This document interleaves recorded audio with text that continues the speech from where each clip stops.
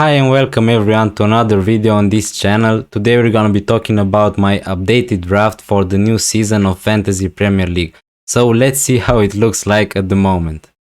As you can see, my goalkeeper for the first game week is Robert Sanchez from Brighton. I really think that he could be a great value player this season. Okay, there is another popular option like the combination between Bachmann and Foster. So that way you can have two goalkeepers from Watford for minimum price and you don't need to think about of who's gonna start. So yeah, that could be a great strategy, but still for now I'm gonna go with Sanchez despite the injuries. As you know, Lamptey could miss the start of the season, maybe Lewis Dunk, and Ben White signed for Arsenal. So yeah, but I think that Brighton could still keep some clean sheets in the first games at least, because the fixtures are great and we know that Brighton defended really good in the last part of the season. So I'm hoping that they can continue doing that now. Of course, it's still early and I can change my mind still, because there are maybe other options like Henderson from Man United at just 5 millions. But for now, Robert Sanchez gonna be my goalkeeper. So let's see how my defense looks like. As you can see, Trent Alexander-Arnold is the first name on my list because he's in all my drafts and I can't find a good reason to go without him. If nothing's changed, probably he's gonna be in my game week 1 squad for sure, because we know how attacking he is. He takes corners, he's on set pieces, he can score free kicks. So overall, he's just a great defender. He's more like a midfielder than a defender, honestly.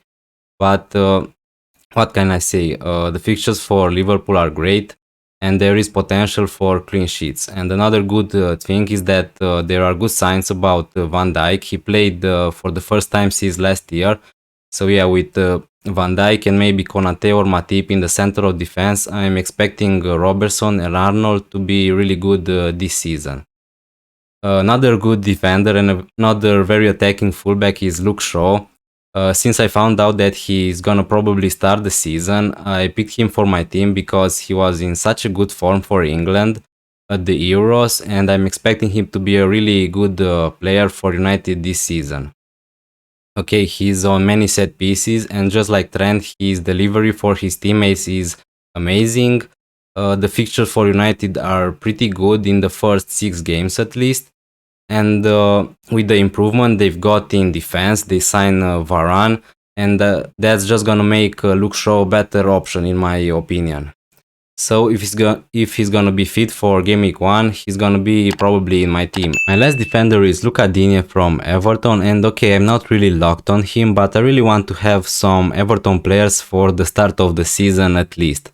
So also now that Rafa Benitez is in charge, we know that he's a very defensive manager in general, so maybe Everton will keep more clean sheets this season. But of course, that's not the only reason why Luca Digne is in my team. We all know that he's a very attacking fullback, he's on set pieces, his delivery is amazing, and Everton's fixtures are just incredible till game week 10 maybe.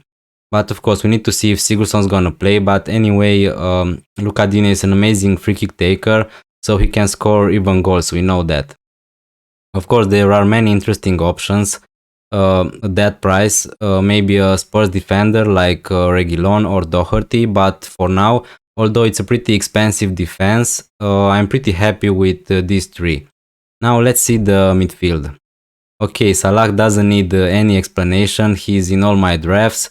Salah and Arnold are maybe the 2 players that I'm pretty sure they are gonna be in my team. Of course, if they don't get injured or something like that. Salah was amazing in the last 4 seasons and I don't see why this season would be different. His fixtures are amazing. He's a great captaincy option for many games. He's on penalties and overall he's just a great player to have, really. But of course, we know how fast things can change in football and FPL, so if you wanna sell him, there is an option, of course. And the good part is that you can buy anyone with that money. You can buy Kevin De Bruyne, Bruno Fernandes, or even Son. But I don't see a good reason to do that, at least for the start of the season. So, as I said before, I want to play with 3 Liverpool players for the start of the season. So yeah, Jota is in my team right now, but we have to see, because Okay, I know we don't know when he's gonna play or if he's gonna be nailed on that team, but I really like him as a player and I wanna go with him in game week 1 against Norwich. But there is another option. I can play with Trent Alexander-Arnold and Robertson, which is a great idea and I like it. But for now, I just wanna take the risk and go with Jota, and we will see what will happen when the season starts.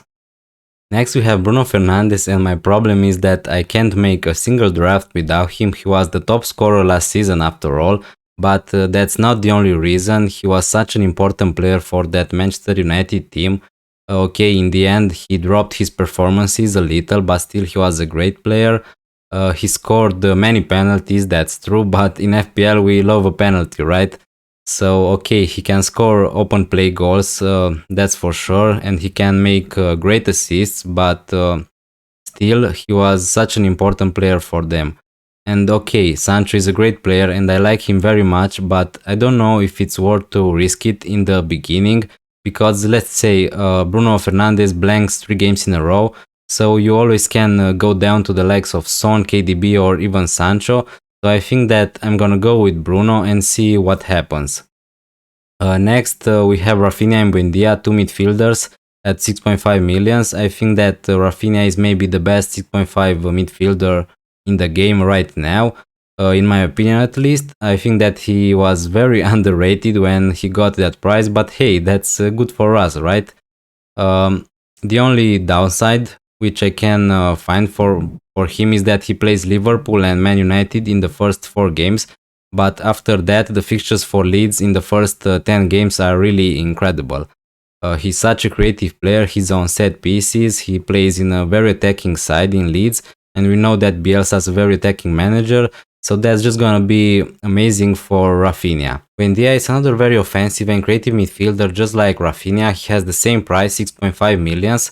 Okay, now he plays for Aston Villa, but we know him from Norwich. He played in the Premier League 2 years ago, so that's why I think that he got what it takes to do really good this season in the Premier League.